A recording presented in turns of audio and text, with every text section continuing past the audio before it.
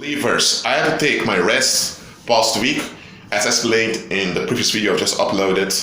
I had to physically recover from a heavy psychic attack on my life. Anyway, my body is recovering, I'm active again and energetic again, so things keep on going.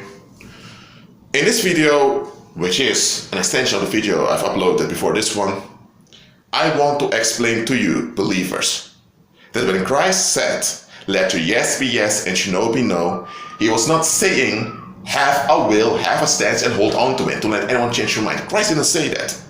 Christ meant be firm in me and flexible towards everything and everyone else.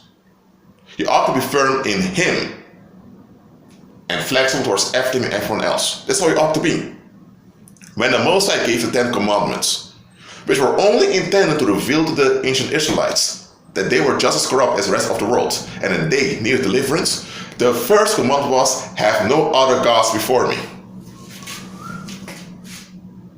And the second one was, have no graven image that you worship. You can only have an image to worship if you have another god. What are other gods, or what are false gods? A false god is anything you're firm in that's not God. When you're firm in God, that's how you ought to be. When you're firm in anything else, whether it's in a person or in a group or in an idea or in an expectation, that is idolatry because it's a false God.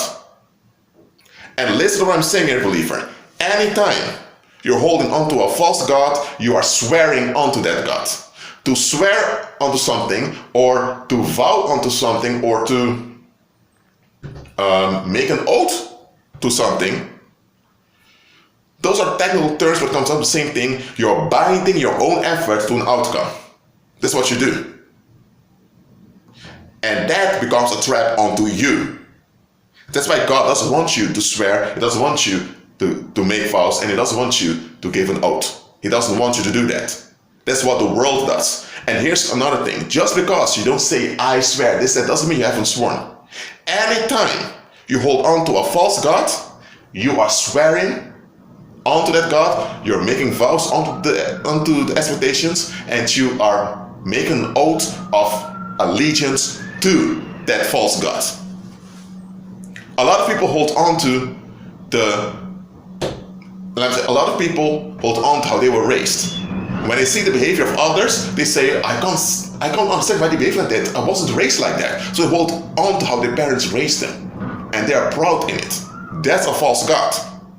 So anytime they hold on to how they were raised, they're pledging allegiance to the conditioning they received from society. And who runs society? Demons do. So by them holding on to how they were raised, they are pledging their allegiance, and they're making vows onto demons with their attitude.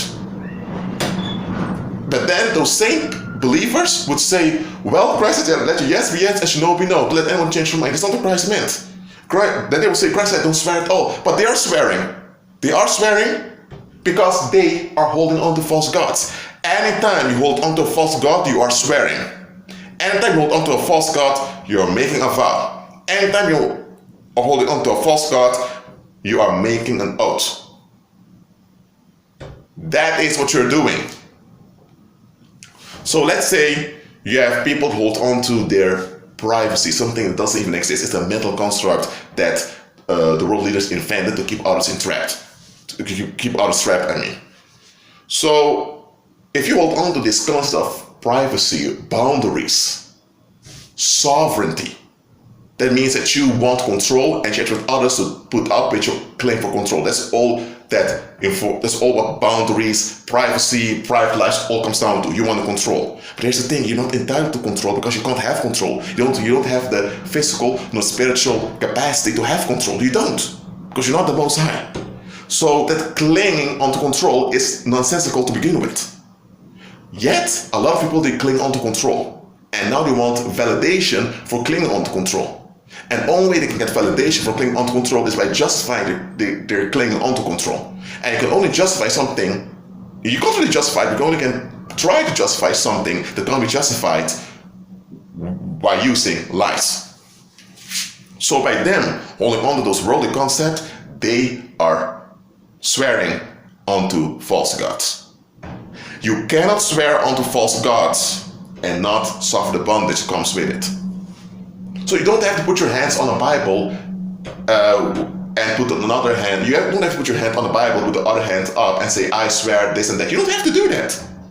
The moment you hold on to a false god, whether it's an expectation, or whether it's a decision you've made, or whether it's a group of people, or whatever it is, you are swearing. You are in idolatry. And that attitude is an abomination. So, are you holding on to false gods? Be at peace.